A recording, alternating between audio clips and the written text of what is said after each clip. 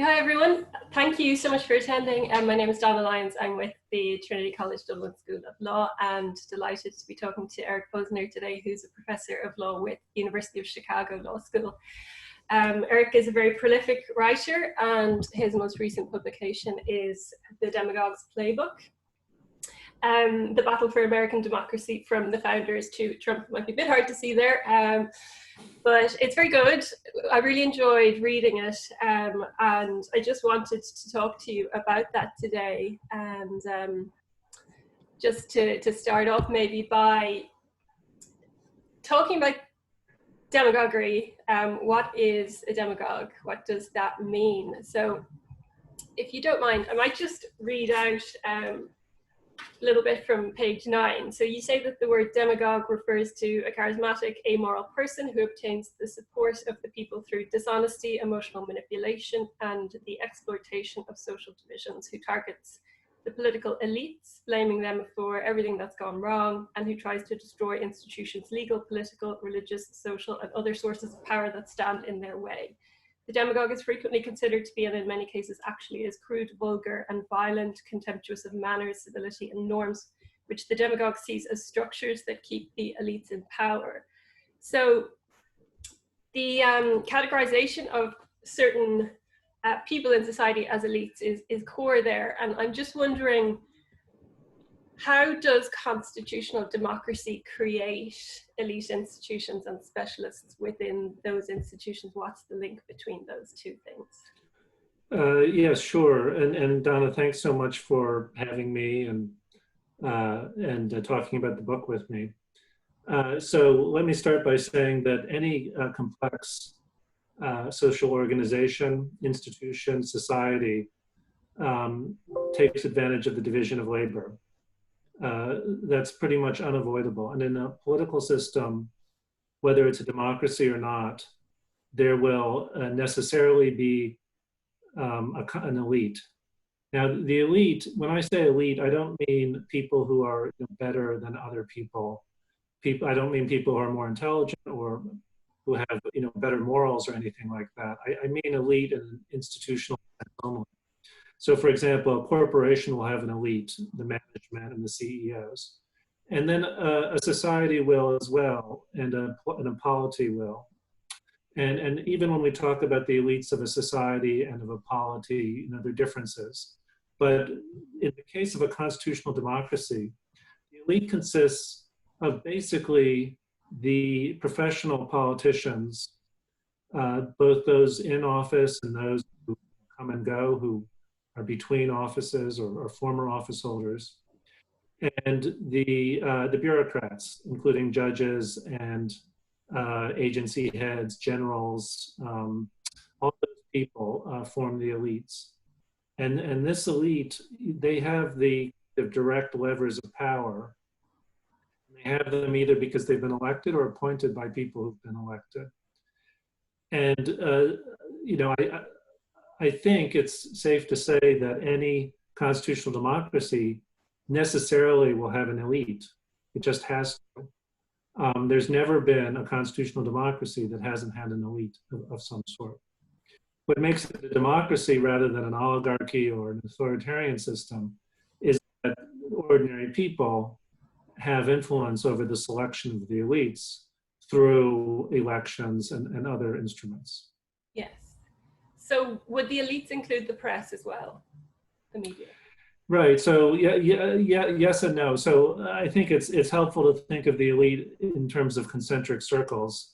And so if we're thinking of a Western democracy, I would say that, and we're talking about, who determines political outcomes, who chooses policies. I would start with the people I've already mentioned, the professional politicians, the bureaucrats. But outside of that circle, people who formally have power, there is another group of people who have influence. And that group of people includes journalists, academics, leading corporate figures, wealthy people, activists, and many others. So the notion of the elite is a very diffuse one. It's often unclear who's in the elite and who's outside of the elite. And everything depends on what in particular you're talking about in any specific context. Right. So elites within these institutions have to translate people's interests into policy choices. Well, they should. They should, right? That's the idea. Yeah. Sometimes I think you say at some point in the book, the values of those specialists may be different to the values of ordinary people, so that the institutions might end up thwarting the popular will, and the demagogue would take advantage of this to suggest that the elites are corrupt. Right. Would that be correct? Yeah, so here's the key point, and I'm glad you actually brought it up initially, because I think some readers of the book have misunderstood the book and taken it as a kind of a defense of elitism. It's a bit more complicated than that. Yeah. It's definitely the case that the elites in power can act contrary to the interests of the people, of the public welfare generally. In fact, it happens a lot. And the elites might act contrary to the public welfare because they're literally corrupt. For example, they receive bribes, or they expect to get, fancy jobs.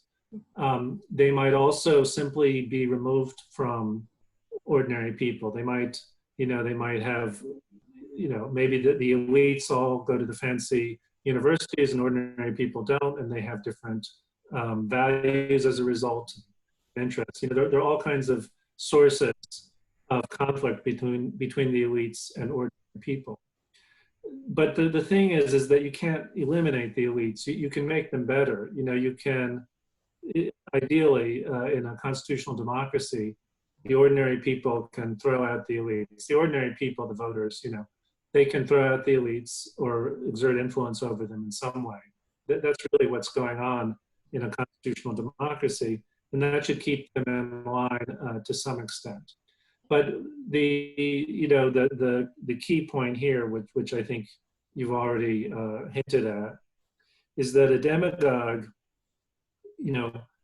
takes advantage of people's often justified happiness with elites, both the particular political choices that elites have made and just the general fact of elite rule, the fact that elites have excessive influence. And the demagogue turns that into an attack on the constitutional system as such, the very existence of elites in power.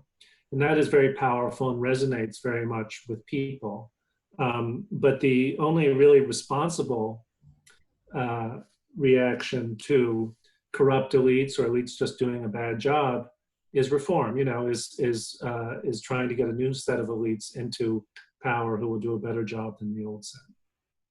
Okay, great. So if we come back to Jackson and Trump and then the potential for reform in a few minutes, but just going backwards chronologically, what was the founder's vision of elite governance and drawing on classical precedents? So you talk about that at the beginning of the book. Just wondering if you wanted to expand on that.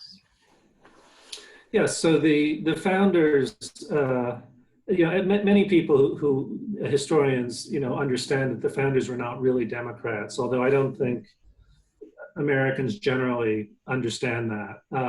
The founders were not really Democrats in the modern sense. They believed in elections as a check on the rule of the elites, but they were much more explicit that elites should rule. They didn't mean aristocrats in the sense of hereditary aristocracy, but they meant the people who are educated, the people with money, the people with a stake in society in a pecuniary sense, merchants, planters, politicians, that sort of thing. Those were the elites. And, but of course, they understood that elites could be corrupt and rule against the interests of the public. And so they put in a system of elections to try to put a check on that, as well as the separation of powers, which supposedly would prevent any particular group of elites from obtaining excessive power. What's really striking about the way the founders constructed this system was that they gave ordinary people relatively little direct influence on the federal officials. Ordinary people could vote for members of the House of Representatives directly. But even that was constrained by the state franchise laws, which of course excluded women, frequently excluded minorities of various sorts, and definitely excluded, low-income people, poor people, for many years. So even the direct democracy part wasn't really democratic in the modern sense. Yeah. And then, of course, the Senate and the presidency were not elected directly by ordinary people, but through various intermediaries. Right. And most in the case of the presidency, the founders apparently expected people, that is the ordinary people, to vote for some kind of, smart, prominent local personage. That would be the elector. And then the elector himself, and of course it would always be a man, the elector himself would, make up his mind about who should be president and cast his vote accordingly in the Electoral College. It was only later that rules were put in place that required the elector to obey what the people wanted. Right. So it was quite an elite system, intentionally so. People criticized it at the time for just that reason. There were people who were more radical or more democratic than the founders themselves. But that was the system that we began with, although it didn't last very long. But there were good reasons for having a system like that. It was to prevent a demagogue from coming to power. So you were saying earlier on in the book that Plato was a critic of democracy because he believed that the masses were easily swayed by rhetoric delivered by a charismatic rabble-rouser, and presumably the Electoral College and the party screening system was a way to translate that into the American constitutional system to prevent a demagogue coming to power. Right, although they weren't solely focused on a demagogue like Caesar or Trump. Yeah. They were actually more worried about they were more worried about kind of legislative demagogues, so ordinary politicians just fooling ordinary people. Right. People were not well educated at that time. Most people were living on farms far away from cosmopolitan areas. They didn't really read newspapers, or they read very kind of the newspapers mainly had advertisements and very little information. So they were just thinking, look, there are all these people out there, they can be fooled easily. They could be fooled by somebody who wanted to be a dictator, but they could be fooled by somebody who wanted to be a legislator. And so, we have to put in some protections in place so that the actual politicians would be better than what the people would choose if left to their own devices. Right. And how have those barriers then been eroded over time in the US? So you already touched upon this, but I wonder if you wanted to expand briefly on how the Electoral College and the party screening systems have declined. Right. So the system from the beginning was very unpopular because, all the ordinary people realized, or many of them, that they were being shut out of the system. And part of this was sort of cultural, part of it was legal. But, the sort of the first party or main kind of clump of leaders, the Federalists, were kind of, aristocratic and outlaw, and they were disdainful of ordinary people. So their political opponents, ultimately led by Jefferson, took advantage of this attitude in order to gain power. And they said, look, we care more about the masses, about ordinary people. And so over time, what happened is that the states passed laws that required the electors to comply with the vote of regular voters. So the Electoral College system stopped being a means for protecting elite rule. Right. Originally been intended. The franchise was extended over time, so poorer people could eventually vote. And probably most important was the development of the party system, which took a number of decades, but kind of came to full flower by the 1830s or so. And in the party system, now what would happen is you really had something closer to what we have today, where people would divide into parties, and they would, through the party, exert influence on the selection of all kinds of elected officials. And the parties had more room for ordinary people to participate as campaigners, and just people who would do the work of organizing marches and and speeches and so forth.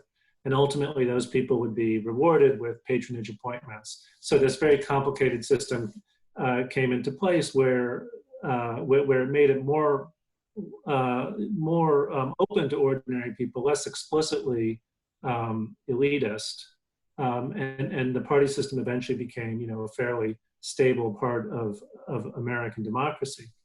I do want to add, though, that the party system itself threw up, a new type of elite rule. And so, I mean, in the old days, before the party system, under the Federalists, it was literally the case that sort of old New England families would more or less pass on government positions to their children. So you almost had something like a real European-style aristocracy. With party rule, that no longer happened. So you had more democracy in that sense. But the parties had to be run by people, and the people who ran the parties were professional politicians, journalists, editors, rich people, and a new elite came into place, a new elite that controlled the government in Washington, and to a large extent, that elite was heavily influenced by local elites in the states. So it was a much more complicated system, but it was still a version of elite rule. Right. So you say Thomas Jefferson is credited for advancing democracy against the Federalist elite system. He wasn't a demagogue himself, but this may have directly or indirectly given rise to then the rise of Andrew Jackson, who was the first demagogue. And as you were just saying, an old elite was replaced by a new elite under Andrew Jackson, and you suggest that the new elite wasn't any more concerned with the common good than the old elite in that situation. Is that right? Yeah. I mean, I wouldn't put it quite that that bluntly. I think we have a new elite. It's a little hard to say whether they did a better or a worse job ultimately than the old elite. I mean, the old elite, the kind of Federalist elite, they were very much, educated people who had a sense of noblesse oblige, but probably didn't understand ordinary people very well and were patronizing and unpleasant. Right. So, they were not corrupt. Jackson accused them of being corrupt. By the standards of the time, they were pretty honest. And they did a pretty good job, just in a technocratic sense, in getting the mail delivered and that sort of thing. Yeah. The new elite, after Jackson, were these party officials. And they too,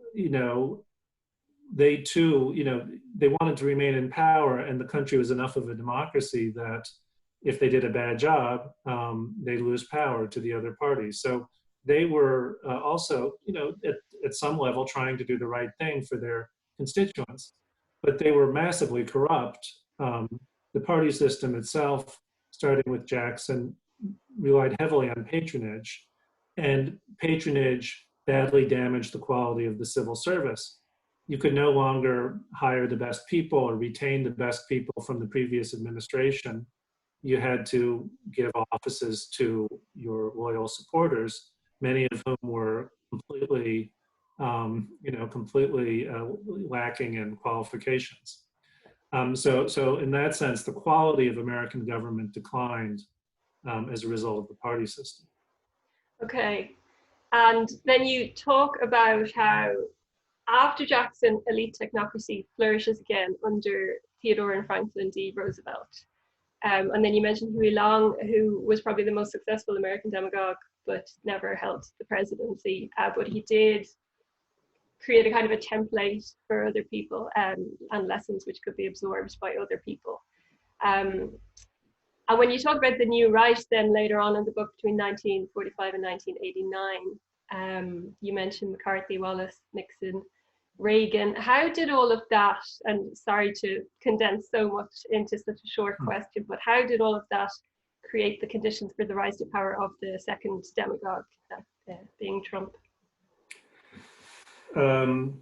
Yeah, so I mean, part of the theme of the book is that there were these bulwarks in place, as you mentioned earlier, that would prevent ordinary people, at least in principle, from voting for basically con men, basically demagogues, people who were not interested in advancing the public good, were only interested in power, and who manipulated people in effective ways. Now, so we've already talked about the decline of certain constitutional barriers, the spread of the franchise, and the spread of the party system. But the party system itself retained significant bulwarks against demagoguery, or against the demagogue.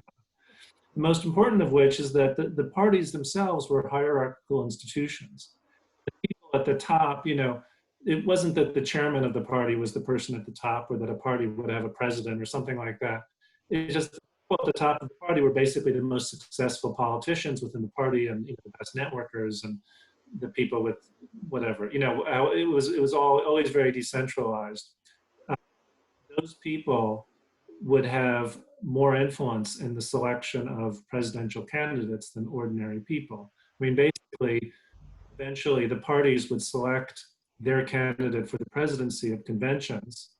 And these conventions, would have all the trappings of democracy, with lots of people and cheering and signs and marches and all the rest. But the leaders of the party would, basically make sure that among the various people that the delegates were allowed to vote for, they would all be, reasonable candidates, reasonable people. And they had a reason. They wanted to win, right? So if the ordinary people in the party, the regular party members, voted for someone who was crazy or extreme, then very likely that person would lose the election, and that would be no good for the party. So the people at the top would try to prevent that from happening. Right. It was very complicated. Obviously, there were lots of people at the top. They all had different sources of political power. So there are often these brokered conventions and on and on and on. But in the 60s and early 70s, there were revolts in both parties against this hierarchical structure. First the Democratic Party, and then the Republican Party. And there are good reasons. People were really unhappy about Vietnam.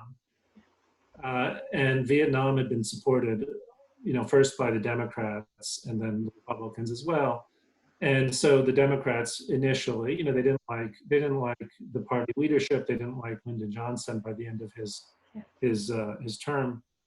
So they revolted, and the party responded by dismantling somewhat the role of the leadership in vetting candidates. And the Republicans did that as well. And interestingly, at the time, there were observers, political scientists, and others who said, this is going to cause trouble down the line. You could end up with a really bad person as the nominee.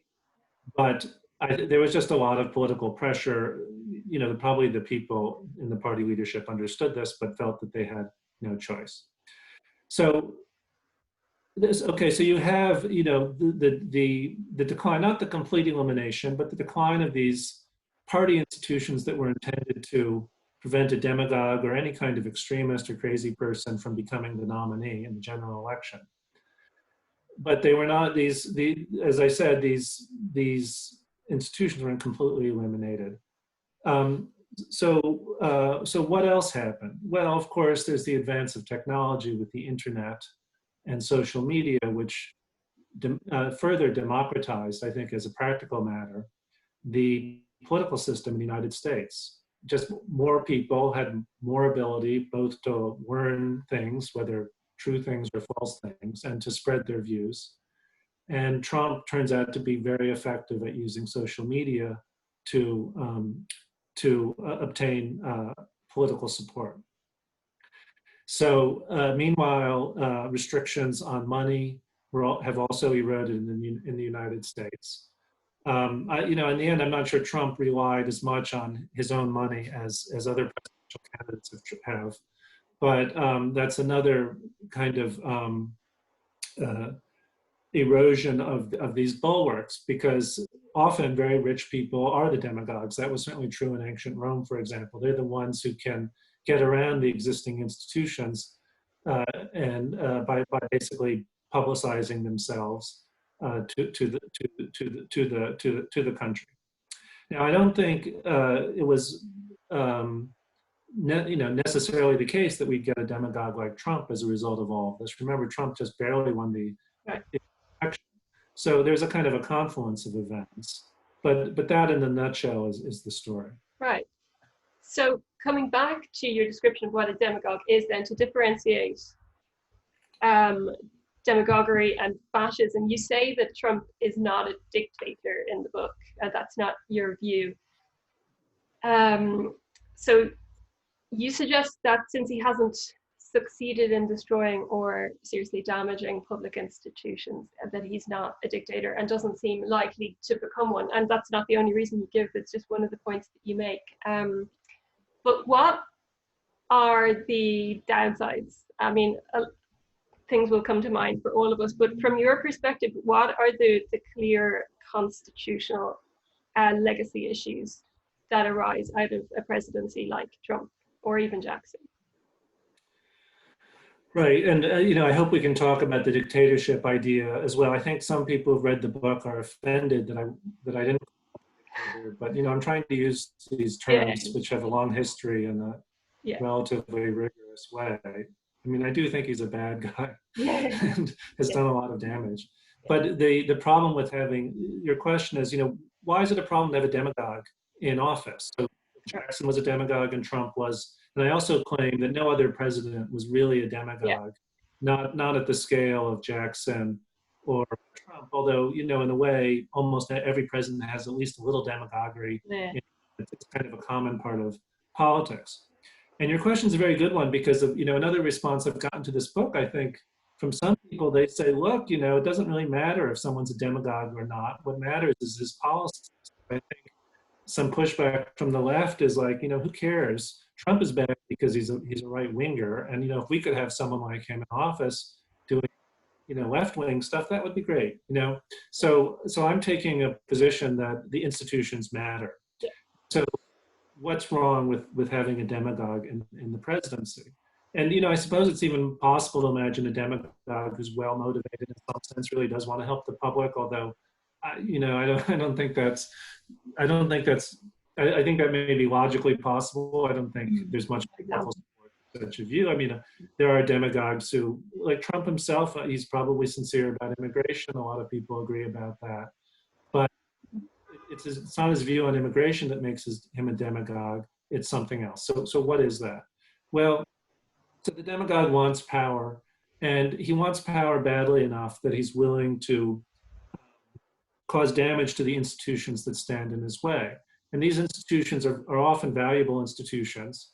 The post office, for example, take the easiest case maybe ever. These institutions are valuable institutions, but the demagogue doesn't care. He cares more about loyalty and being able to put into place his policies or goals than the quality of these institutions. And often, the demagogue's view of these institutions is not really informed. I mean, there might be something there, but it's this idea that he can't do what he wants to do. And there is a connection to dictatorship. I understand why people call Trump a dictator. There is a sense in which one thinks he'd like to be a dictator, but formally he's not. And that's in a way part of the problem for him, is that he needs to push these institutions that prevent him from doing what he wants, whether or not he's thinking in some formal sense that he'd like to have a crown on his head. So in the case of Jackson went after the civil service. The civil service was independent. He began the process of converting it into a patronage-based institution, which very badly damaged the quality of the civil service, which matters because it implements government policy. And it would take decades. It would take 50 years to repair or more to repair the damage that Jackson did. He also, of course, attacked the Bank of the United States. And it was also a very important financial institution that did a lot of good. Jackson saw it as, with some justice, as excessively powerful and as an obstacle to his ambitions. His particular reasons for hating banks in general are a little bit more obscure and probably biographical rather than based on considered policy judgment. But he destroyed that bank, and that too caused enormous damage to the United States in the same way that if Trump destroyed the Fed, it caused untold damage to the American financial system. Now, in the case of Trump, I don't think, is as effective as Jackson was. Jackson was a more effective politician. He surrounded himself with more competent people. He was probably not quite as cynical as Trump was. He was effective in some ways. Trump, he just, I don't know. A lot of it is he just wants to look good. He wants to be popular. He wants to believe that he's a great president. And so when, from time to time, various parts of the government beg for, they say, you shouldn't do this, you shouldn't do that. They contradict him. And they have to contradict him a lot because he says a lot of things that are false. So when that happens, he becomes angry at these institutions and tries to undermine the FBI, the intelligence community, Postal Service of all things, CDC. The CDC, the Fed. It's just the list is endless. And in a way, it's a little bit comforting. He's kind of flailing around at all of these institutions. I should have added the courts as well. But unlike Jackson, who was much more focused, and staked a lot of political capital on destroying the bank, for example, Trump is more, kind of diffuse and, but it's bad, so what happens, why is it, so then you could say, well, what's so bad about the president attacking institutions? Because after all, these institutions are controlled by the elite, the elite are bad, these institutions are doing bad things. And, I think the problem with that view is, yes, the institutions are controlled by an elite of a sort, as we were talking about before, appointed officials, elected officials, and so forth. These officials do not always act in the interest of the public. These institutions often do bad things because people make mistakes, and sometimes people are malevolent. But it's one thing to say that a particular institution should be reformed or replaced even, and another to just kind of criticize them, attack them, try to undermine them by claiming that they're worthless and enemies of the people, because then ordinary people lose their confidence in these institutions. The morale of the people in the institutions are damaged, and they're less effective, right? And so it all goes back again to Jackson's effort to undermine the civil service. The civil service did a worse job after Jackson than before. And I think in the case of Trump, many of the institutions that he's attacked are going to have more trouble getting things done, attracting good people, repairing their reputations. And this is just, totally unnecessary damage to very important institutions in government. So that's the problem with the demagogue, that's the short-term problem with the demagogue. If the demagogue becomes, succeeds in becoming a dictator, that's even worse. But I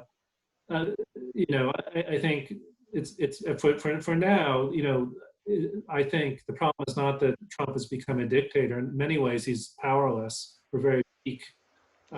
It's just that he's undermined these institutions as government, as well as contributing to the increasing polarization of society. And you're clearly not a fan of Trump, but at the same time, you're not arguing in this book for a reform of the institutions as such, if I'm correct. So you refer back to your previous publication, The Executive Unbound, and you say that your goal in this book is more to discuss and categorize demagoguery as a distinct political category rather than talking about institutional reform as such. So I'm just wondering what the value is then of understanding and recognizing demagoguery. Does it prevent the rise to power of a demagogue in the future, if we understand deeply the nature of that category of person? Well, I do think we need institutional reform, but that's not the purpose of this book. The book has a really simple purpose, which is to try to persuade people that Trump is a demagogue and that it matters that he's a demagogue. and just to be, let me just expand on this a little bit. The book is for a general audience, and I think a lot of people, like Trump because, for whatever, because they like his policies or they like the way that he criticizes people and institutions they don't like. And then other people hate Trump because they hate his policies and they hate his lies and his bluster and so forth. But I'm trying to put a little bit more structure on this. What is it that's so offensive about Trump? Now, you might think his policies are absolutely horrible. You might think his tax cut was horrible and his views about immigration are horrible and so on. But, and it's legitimate, to criticize him for those views and not to vote for him because of those views. But in that sense, he's not different from any other president you might disagree with. Like if you're a committed liberal or Democrat, you're not going to like any Republican president who has views like that, or probably any Republican president, period. But that doesn't mean that the person, that particular president, somebody like George W. Bush or George H.W. Bush or Reagan or whoever, that president is the demagogue. Okay? And I want to say, whatever you think about Trump's policies, even if you agree with his policies, you should be concerned about his demagoguery. And the reason you should be concerned about his demagoguery is that his demagoguery causes damages to these institutions, as we talked about before. And more broadly, demagoguery is the strategy of people who want to undermine democracy in the long term. So I think it's very bad to think, let's say if you're on the left, what we really need is our own demagogue, a left-wing demagogue. I think that would be a terrible, I think there's an understandable but terrible view. Trading demagogues, left-wing and right-wing demagogues through the electoral system will eventually do an enormous amount of damage to the political system. Right. Thank you for that. I'm going to bring in Peter Stone on this. So Peter is an associate professor here at Trinity, and he was an assistant professor of political science at Stanford before that. So he specializes in political theory, including democratic theory. So Peter has a question for you. I'm wondering if you can hear us and whether you've got your camera there, Peter. Perfect. Yeah. Hi. Hi. Thank you. Hi, Peter. Thank you. Great to be here. Yeah, I'm delighted to have a chance to talk to you about this, the book a little. I'm a bit skeptical about a few things here, and I think probably the one that the topic that makes me the most nervous in the book is the line between democracy and populism or populist demagoguery for you, because there are times when it becomes actually a little bit hard for me to tell the difference between just, what some might call robust democracy or whatever there, or versus populism there. So could you maybe say a little bit more about how you distinguish between the two of them? Sure. And I want to be careful here because, the word populism, as I'm sure you know, has multiple meanings. They're the historical populists. And I want to be clear that I like the historical I like the 19th century populists. And they're actually a good example of what you're talking about. I mean, they were an example of robust democracy and all of its kind of sloppiness. I think they were, they were a big, diverse group of people.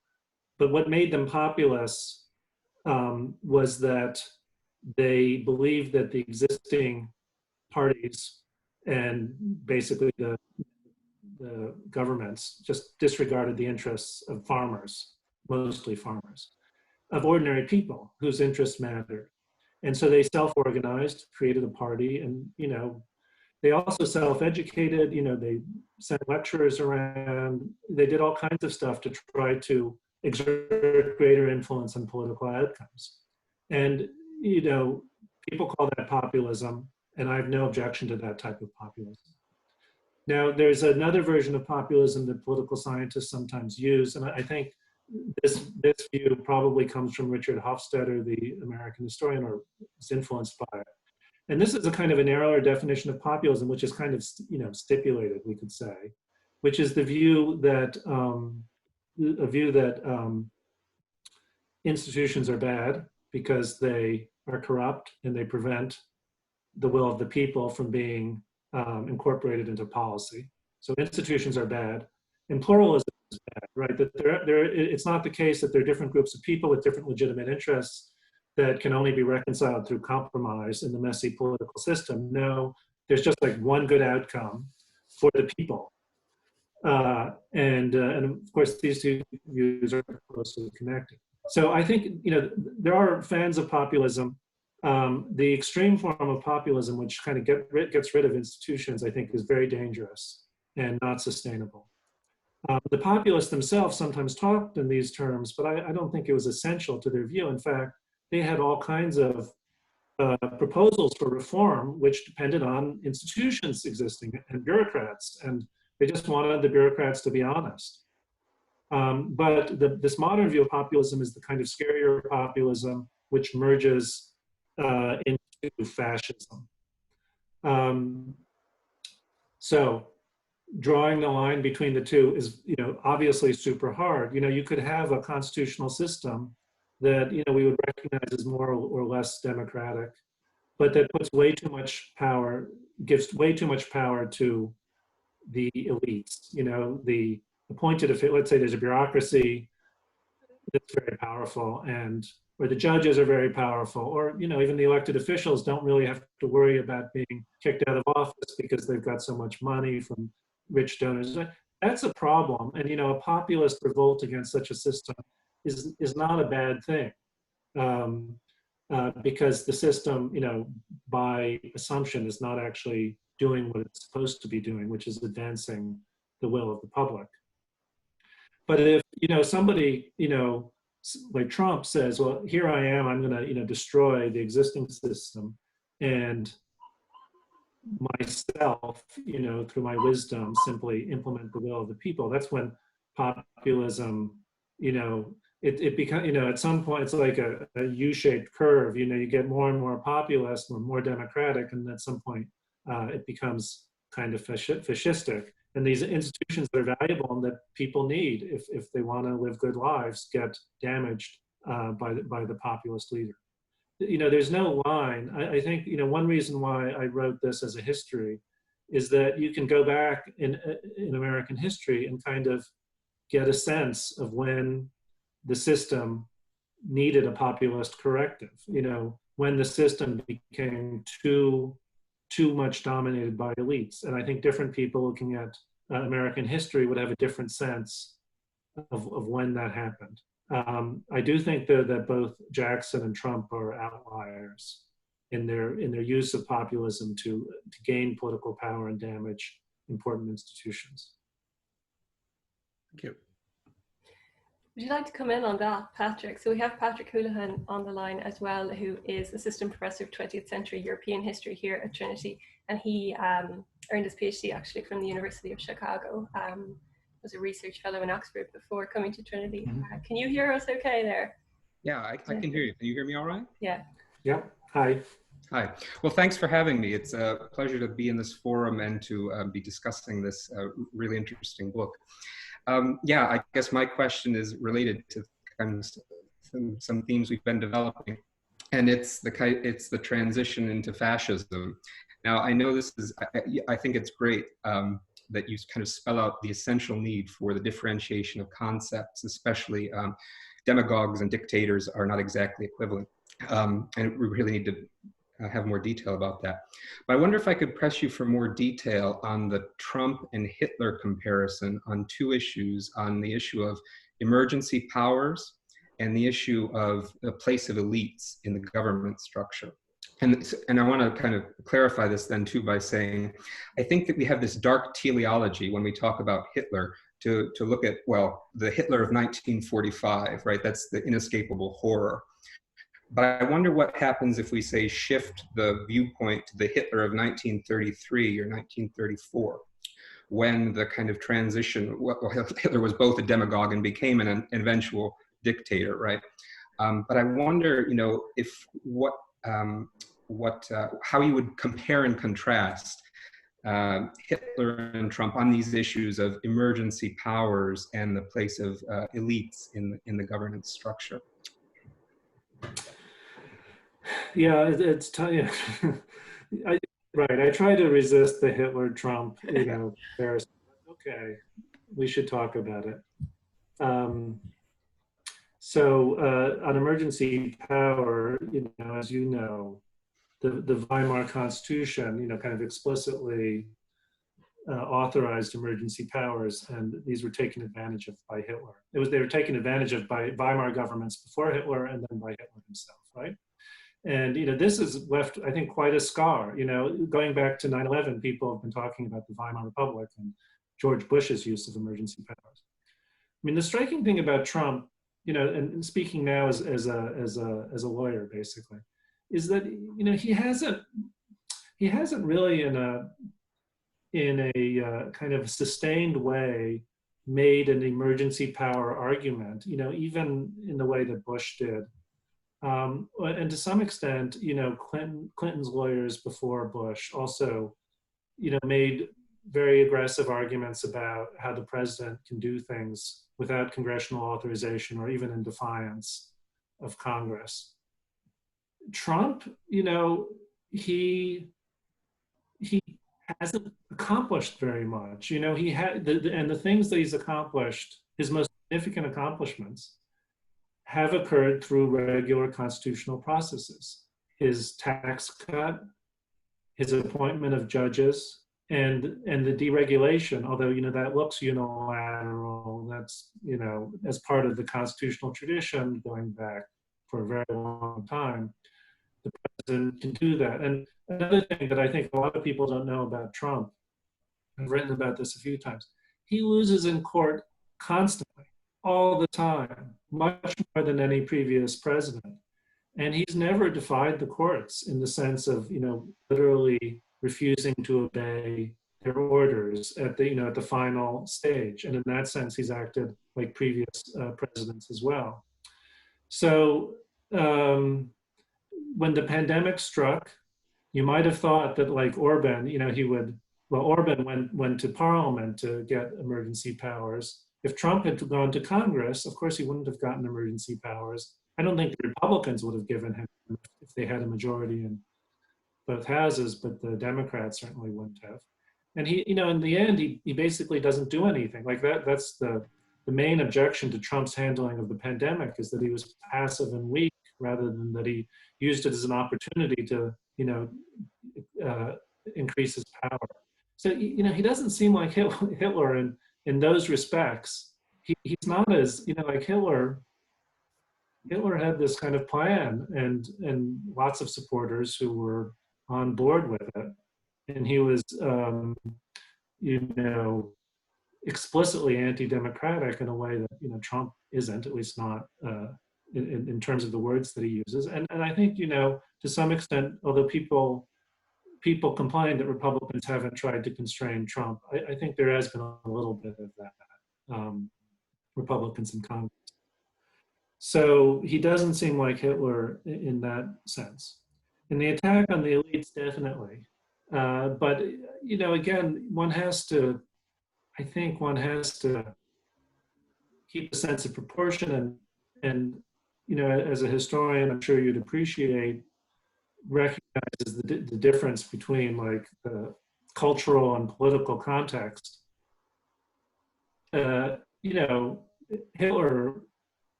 Hitler's views about non-Aryans were pretty explicit early on. And, Trump doesn't say stuff like that. He does, use dog whistles to try to get more white people to vote for him, but he doesn't use this type of explicit fascist rhetoric in the way that Hitler, Franco, Mussolini, and people like that did. So I don't think Trump is Hitler. I don't think Hitler is irrelevant. I mean, the reason why, the Weimar Republic is such a important part of the discussion, at least among academics and commentators, is that we had like a highly civilized, sophisticated democracy that collapsed into the worst fascist dictatorship, or certainly one of the worst ever. And but it doesn't seem like the U.S. is in a similar place to me. And I think on the whole, I'd have to agree. It's just, I don't want to prejudice you by kind of inserting my own views at the outset, but That's as a historian, I think, well, it behooves us to try and specify, right, in comparing, you know, what are the similarities, what are the differences. And here, I think a direct comparison obscures more than it clarifies. I think you hit on the key issue, at least one of the key issues for me is that you said plan, right? I think Hitler, to my mind, at least had more of a plan and tried to restructure the entire society around that plan. Whereas by contrast, I think Trump's modus operandi is governed by more incoherence than a kind of rational, intelligible kind of plan. So just my 2 cents. But thank you. And let me add one more difference, which I think is really key, which is the brown shirts. You know, like Hitler used street violence from an early stage, and then with power, he used political violence against his enemies, including other Nazis. You know, fortunately, you know, we're not there. You know, Trump does not have brown shirts. You know, there are sort of some violent people who support him, but it's just right. It's a very different kind of context that we're in, fortunately. Thank you. Donna, you're on mute. Yep, unmuting myself. Sorry about that. Thanks, Patrick. And Colette actually has a question about other jurisdictions too, but more in the context of demagogues rather than dictators. So would you like to go ahead there, Colette? Colette is another graduate student in law and political science in Trinity. Just to introduce you. Hi, Colette. Hi. Thanks. Hi, nice to meet you. First of all, I'd just like to say it was a fascinating read. I only know what we're taught in Ireland about the history of America. So it was really interesting to read an awful lot more in depth into the founding fathers and their vision for how America was supposed to be and how it is now. My question is, in your book, you refer to ancient Rome, where they were talking about the fear of demagogues through populism. Trump got elected from the populist vote. There's other populist movements in the world. You know, Brexit can be viewed as a populist referendum. Do you think that there might be a rise of demagoguery globally, that the other countries may end up in a situation that America is in with Trump? Yes, I mean, it's already happened, of course. Interestingly, you know, I think Americans were looking at Europe with a little bit of complacency, you know, 10 or 15 years ago at the rise of people like, you know, Marianne Le Pen and, you know, the various quasi-populist or even fascistic political parties in Italy. And then you've got demagogues like Orban and in Hungary. And so this kind of rise of worldwide rise in many ways, that the United States is like these other countries that are experiencing a populist backlash. And I do think there's a common cause to this, which is that in you know, Western democracies, things have been going badly for 10 to 20 years. Wars, terrorism, the huge financial crisis, the European sovereign debt crisis, the migration crises. So all of these things were intensely difficult problems that even, you know, the best elites that one could imagine, the best political leaders, maybe I'll say, are going to struggle with. And some of them did a reasonably good job in very difficult circumstances, others did a bad job. But the fact is that inequality is increased, there's a greater sense of insecurity. And so people across certainly the Western world, and I think even beyond to some extent, have lost confidence in what we might call, I don't know, liberalism or liberal technocracy or something like that. That is what opens the door to the populists who say, the reason that everything's so bad, you know, that we've got these terrifying migrants running around committing crimes, or we've got these terrible economic problems, is that the people in power, well, in Europe you would say the Social Democrats, in the U.S. we would say the liberals, or you know the bureaucrats. They made all these terrible decisions, and so you should vote for me. You know, you should turn over the reins of power to me. so the world's in a kind of a difficult place. It was in a much better place in the 1990s, at least in most of the West. And then everything, turns bad, very bad. And so for whatever reason, the US was a little bit late to the populist party. There were actually populist politicians in the United States going back even to the 90s, actually.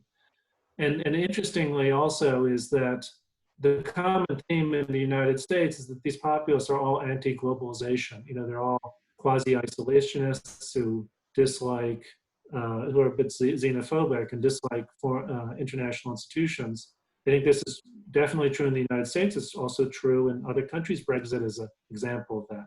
So, I think Trump is an effectiveness. Now, it'll be interesting to see what happens with Trump. Like if Trump is decisively defeated, I think that's going to damage the prospects of populists in other countries. They're going to look around and say, ultimately this doesn't work for us. Let's try something different. That's what I'm hoping for. So we'll have to wait and see what will happen next. But I think that's a very important question. Thank you. Thank you, Eric. So we have Clodagh on the line there. So Clodagh is a graduate of the LLB program in Trinity and did her dissertation on demagogues. Oh, great. Yes, just finished a master's in Amsterdam and is working for the legal division of the Department of Foreign Affairs in Ireland. So would you like to go ahead there, Clodagh? Hi, and just to echo what Colette said, I found the book really fascinating as well, and thanks so much for the talk. I was just wondering, towards the start of the book, you mentioned that there's surprisingly small academic literature on demagoguery as a political concept, and I thought that was really interesting, particularly given that, as you say yourself in the book, demagoguery has always been thought to be a serious problem for democracy. So just wondering why you think it's the case that there is so little academic literature on the topic. I don't know. I think just looking at the United States and the sort of political historians and political scientists in the United States, I think there is an answer, which is that we've never had a demagogue who became president until Trump, with the possible exception of Jackson. But until recently, Jackson generally had a pretty good reputation among historians for very complicated reasons. So people didn't tend to think of him as a demagogue in the old days, although I think now increasingly historians do think Jackson was a demagogue. In the United States, there was another group of demagogues called Southern Demagogues, and there was some writing about them.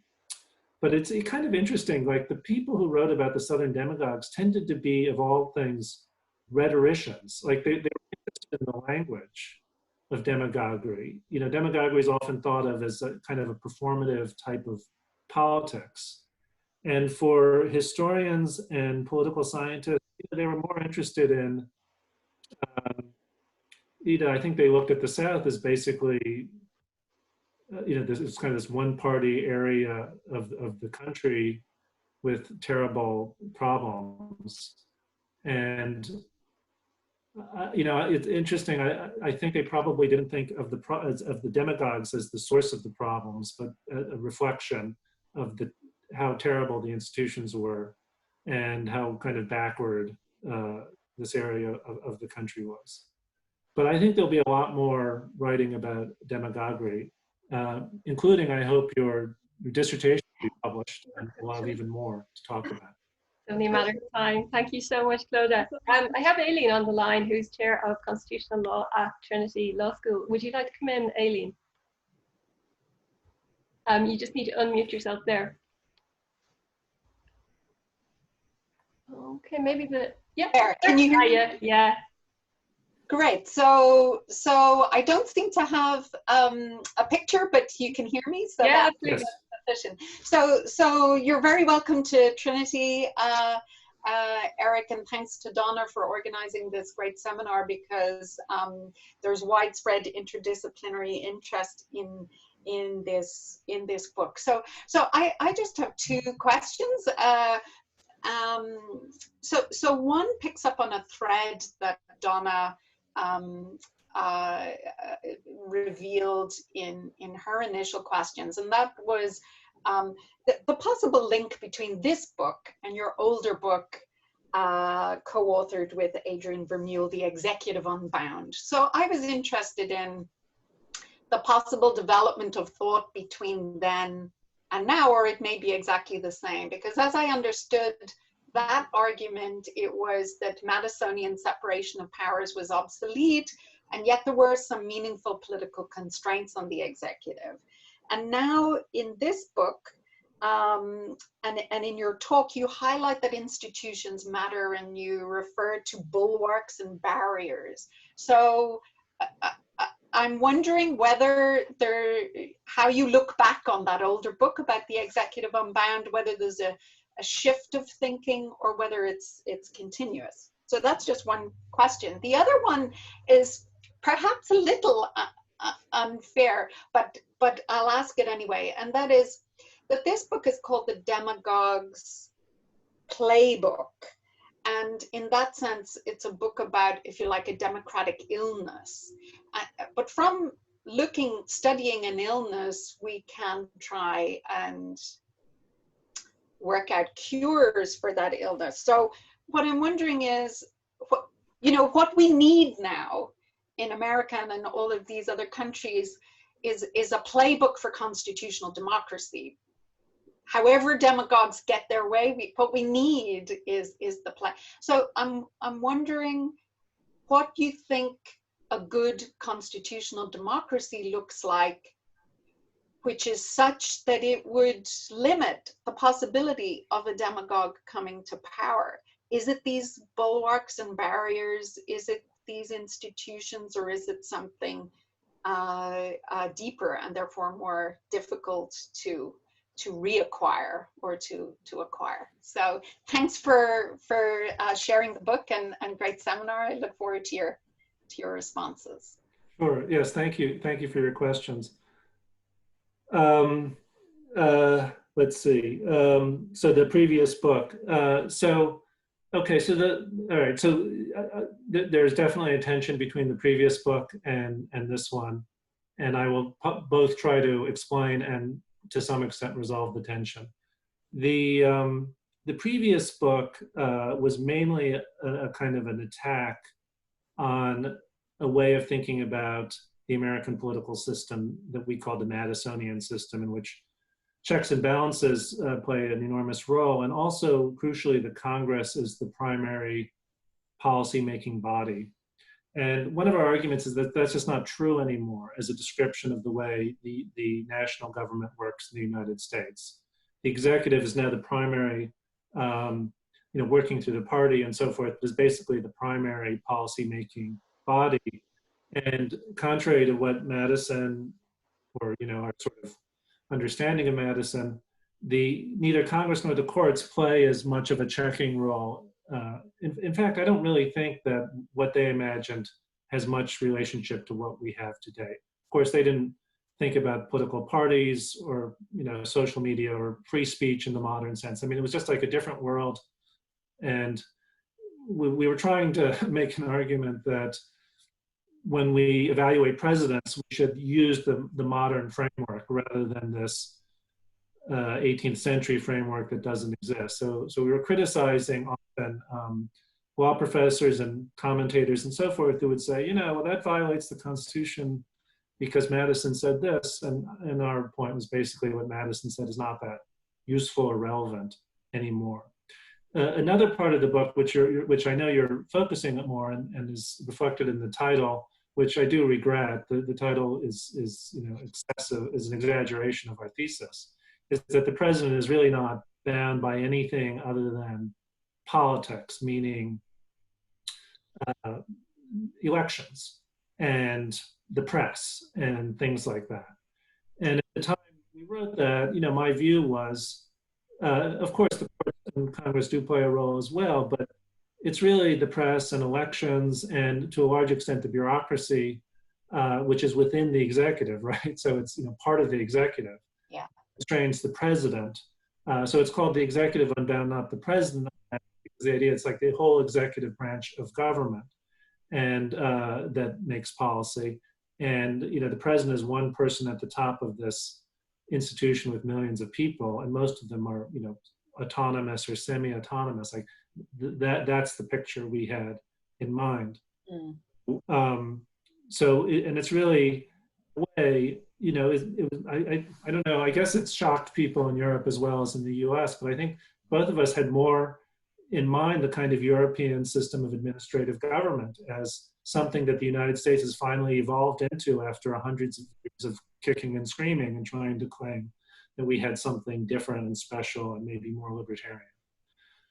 Okay, now that said, I think the book was a little bit naive and a little bit optimistic because, you know, it never occurred to me that someone like Trump could become president. I know about Andrew Jackson, although not as much then as I do now.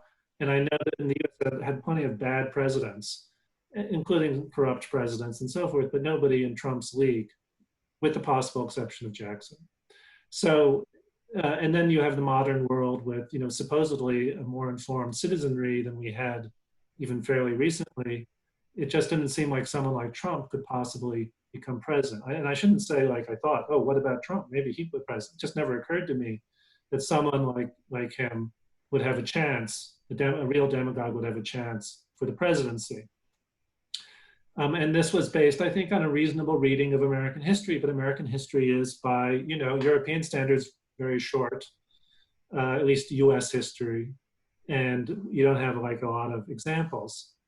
Okay, so I regret that, and I'm less optimistic about presidential primacy or administrative government in the US now than I was when I wrote that book, whenever it was 10 years ago or so. But then this leads to your second question, which is what to do about that. And see now, so this is a point that I'd like to make. I think, as you say, demagoguery is an illness in constitutional democracy. I don't think it can be eliminated simply by reform. You know, maybe you can reduce the probability of a demagogic president by reform. But you know, I think demagoguery is inherent in democracy. It's just the risk that one takes when one has a democratic system rather than another system. Because ultimately, as long as you have a democratic system, the people are going to vote in the end, and people are susceptible to demagoguery. I think there's nothing one can do about that at some level. You know, at one point I thought I could argue, let's, you know, put up some more bulwarks again, but I just don't think that's realistic. I will say a few things about possible reforms, but just to finish up this thought, the point of the book really was just to make an argument to people. It was really, you know, the best cure to the illness would be a public that was sophisticated enough to resist a demagogue. I don't think we have that public in the United States. Although again, it was a minority of the population. But you know, my argument, my book alone is not going to make a difference. But you know, you want people, or much of a difference, whatever. You want people to make this argument publicly. You want people who have influence, who are popular, who have a lot of sway with the public. Let's say, you know, CEOs, union leaders, journalists, politicians who are popular to say, like, demagoguery is bad, Trump is bad. And that lesson could be learned. People could say a year from now, if Trump is not elected, that was a terrible thing that we did. We're not going to do it again.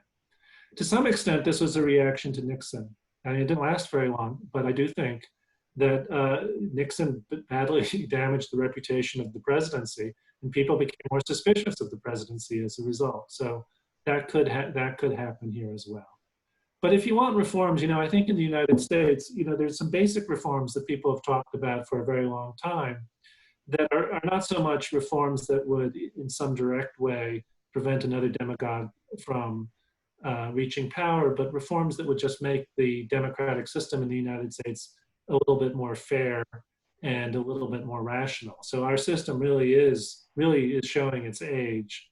It's too hard to amend the Constitution. That's one of the kind of basic problems, even if we did want to change things. The way the Senate doesn't reflect, isn't proportionate to the population of the states, that's a problem.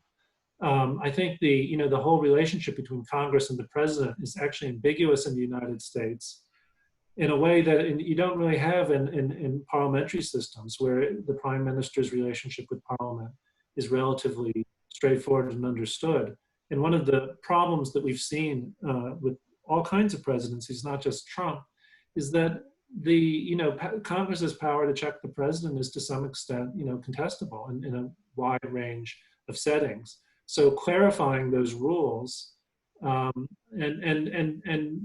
I would like to, contrary to maybe some of the suggestions in the Executive Unbound, I would like to bring back some more significant forms of oversight. In the US used to have something called the Independent Counsel, who had a certain autonomy and could investigate the executive branch. That was eliminated. I think that should be brought back. So there are sort of low-level reforms that could be done that probably are sensible. But I do think that one last point would be somehow we've got to figure out how to deal with money in politics and the very I think harmful influence of social media. These are big problems, and I don't want to just suggest reforms because I think they'll just seem glib. It's going to require years of thinking and debate before we can make progress. Thank you. Brilliant. Thanks, Eric. I'm conscious of the time. Do you have time for one final question, or should we wrap it up? Oh, I've got time, sure. I've got all day. Okay, great. Farhan, I've promoted you to a panelist, but I can equally read out your question if you like. So stay silent there. No, if you would like to go ahead and ask the question, please do. Sure. Sorry for not being able to join by video. I was wondering whether you could draw any historical parallels or narratives between the characters and personalities of officials and individuals who worked for a demagogue, or those who work to implement the demagogue's agenda. What kind of people work for this person, and what kind of people are like incentivized or have the enthusiasm to implement this kind of person's agenda? Thank you. Yeah, very interesting question. I think a lot of politicians, while not having demagogic personalities, are very instrumental and kind of hard-nosed, and not just politicians, but even bureaucrats or people who work in various capacities in the government. And they'll work for a demagogue because that's where the power is. And some people will work to advance the demagogue's interest because they know someday the demagogue will be gone, and maybe they'll get a chance to take over. Or even if not, they'll be promoted. They link their fortunes with the demagogue because they think the demagogue will be successful. So there are cynical people like that. There are plenty of them. There were people like that in Jackson's administration. There are people like that now. I think there are another group of people who at least say to themselves that they're going to work for the demagogue in order to block the demagogue's worst tendencies. This is like the famous anonymous guy who wrote a famous column and a book saying, I work for Trump, and I'm making sure that when he says something crazy, that it's not put into place. There could be people like that. You read histories of the Nixon administration. Nixon would frequently propose all kinds of completely insane things to his subordinates, and they would just ignore what he was saying. And I think often they just thought he was blowing off steam and didn't really mean it. But maybe sometimes they thought this would be, objectively bad for the public if we went ahead and did what he wanted us to do. Of course, they did other things that he wanted them to do, which was not so good. But they did draw a line. I think at one point Nixon had this idea of setting fire to the Brookings Institution, which is a think tank. I mean, he had some crazy ideas that fortunately people didn't follow. And probably something like that goes on with Trump. And there are probably people there who are sincere and earnest and think that they're doing what they can for the country. And then I think there are probably a lot of people in between. I was just reading in the New York Times today about Don McGahn, who had, you know, legitimate ideological and policy goals. He was the White House counsel under Trump for a while, that he was able to implement. But as Trump made more and more crazy demands, at some point McGahn just couldn't do it anymore and he quit. And that's another possibility. I think there's a spectrum. You know, I resist the impulse to think that these people are all evil or that they, you know, all share Trump's views. I mean, the thing about Trump that makes him so strange, and we were talking before about Hitler as well, is like he doesn't really have a plan. You know, he just does what he does, and I think even the most cynical, hardened operative must find it really difficult to be around someone like that who's so inconsistent and clearly, you know, unstable to some degree. So I would say, you know, there are those types of people around Trump right now. Thanks so much, Farhan. Thanks, Eric. Is there anything else you wanted to touch on before closing up the session, Eric? I think your questioners asked every possible question that I can think of. Yeah. So, it's such a fascinating book. Sorry. Yeah. Yeah, no, I'm fine. Thanks, Donna. Yeah, so just to show you again, I would recommend it. It's very good. And we are so fortunate here at Trinity to have such a luminary speaking to us today. So thank you again, Eric. And it couldn't be more timely with the election coming up on the 3rd of November. So thanks to everyone who's attended, and in particular to Eric Posner. And as I've said before, I think a real silver lining of these difficult circumstances around COVID and all of this moving online is that we're able to bring these discussions to the public. So I'm very grateful to you, Eric, for participating in that. So with that, I'll close the session. Okay, thank you, Donna. Cheers, thanks. Okay.